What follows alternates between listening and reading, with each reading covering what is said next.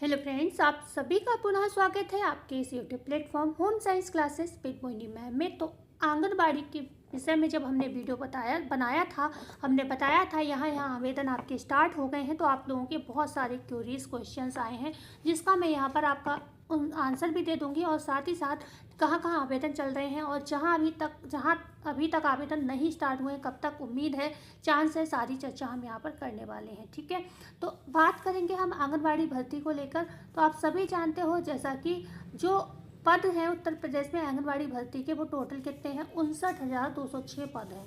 ठीक है, 59,206 पद हैं। और बात करें आंगनबाड़ी कार्यकर्त्री की, इसमें कितने पद हैं, तो 7,952 पद हैं।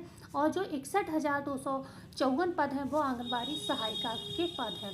बात आती है कि आंगनबाड़ी कार्यकर्त्री की जो है सैलरी क्या रहने वाली है। तो कार्यकर्त्री की सैलरी जो है 7,500 यहाँ पर सैलरी रहने वाली है। ठीक है, 7,500 सैलरी रहने वाली है।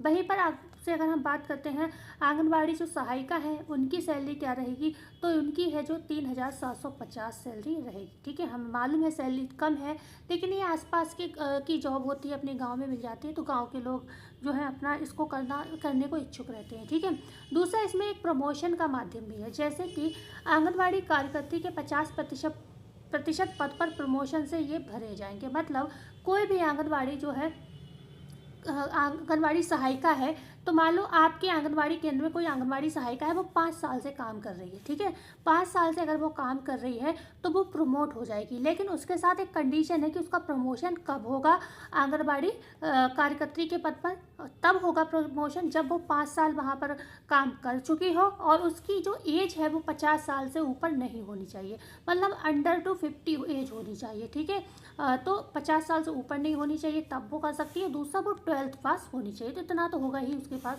तो आप क्या है, आंगनबाड़ी का सहायिका से कार्यकर्त्री बन सकती है, मतलब आप डायरेक्ट प्रमोट हो जाएंगे।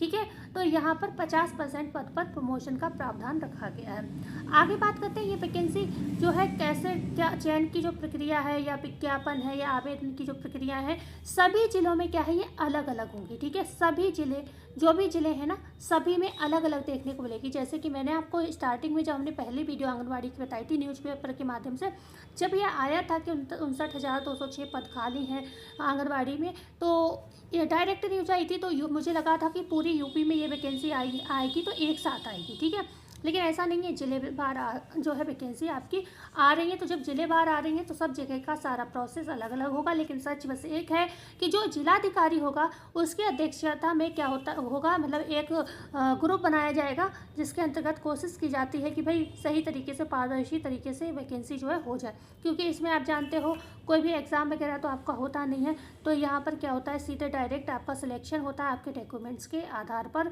और मेरिट के आधार पर। ठीक है, तो बात आती है कि यहाँ पर योग्यता तो आपको पता ही, 18 मतलब एज तो पता ही, 18 से 35 साल जो होनी चाहिए, और केवल यहाँ पर महिला आवेदन कर सकती है, पुरुष आवेदन नहीं कर सकता है। ये चीज़ आपको ध्यान में रखना होगा। ठीक है, ओके, तो मानदेय हमने बता दिया आपको, और सारी जो चीज़ें थी वो बता दी। अब बात आती कि कहाँ कहाँ आवेदन चल रहे हैं इस समय, तो हमने बताया था हापुड़ में आवेदन चल रहे हैं आपके, और यहाँ पर जो ये फॉर्म आए थे 4 तारीख को आए थे, और 20 तारीख इसकी लास्ट डेट है, 10 तारीख आज हो चुकी है, तो आप लोग आवेदन कर लीजिए। दूसरा हमने बताया था आपके जो है अमरोहा जेपी नगर में ये आए हुए हैं, मतलब अमरोहा में आए हुए हैं, आंगनबाड़ी भर्ती की जो विज्ञप्ति आ चुकी है, 5 तारीख को आई थी और 25 तारीख लास्ट डेट है। ठीक है, आगे हम बात करते हैं ललितपुर में भी आ चुकी है, 27 तारीख लास्ट डेट है, 6 तारीख को ये आई थी, 6 नवंबर को आई थी, और 27 तारीख लास्ट डेट है। यहीं पर बात करते हैं प्रतापगढ़ की, 6 तारीख को आई थी और 28 तारीख लास्ट डेट है। आगे बात करते हैं सिद्धार्थनगर की, जो 6 तारीख को ये भी आई थी और 24 तारीख लास्ट डेट है।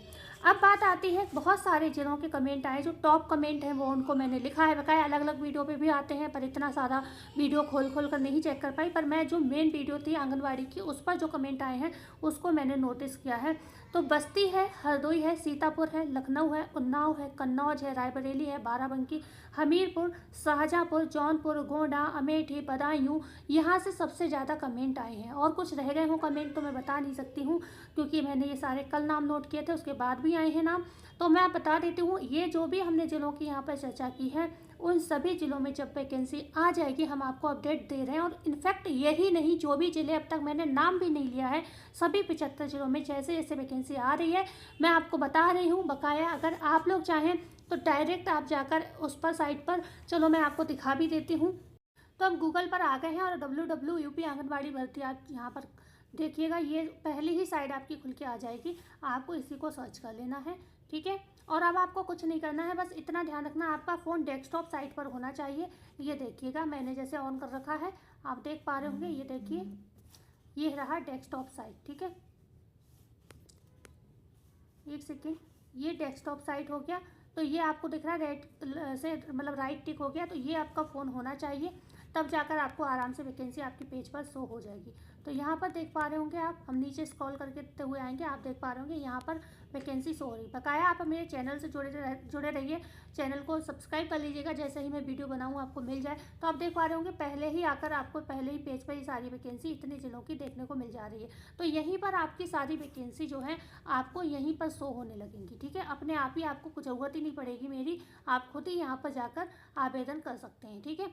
तो अब बात आती है यहाँ पर कुछ चीज़ें, जैसे मान लो आपको मेरे ऊपर डाउट है, मैंने कोई भी जानकारी दी, आपको लगा कुछ शंका है उसमें, मतलब आपको नहीं समझ आई कुछ भी, तो यहाँ पर सारे महत्वपूर्ण बिंदु दिए हैं आपके क्वेश्चन, पात्रता मानदंड, आवेदन की प्रक्रिया, चयन की प्रक्रिया, तकनीकी सहायता, अन्य सामान्य प्रश्न जो आपके मन में उठ रहे हों इससे संबंधित, तो यहाँ पर आप उनको चेकआउट कर सकते हैं, ठीक है।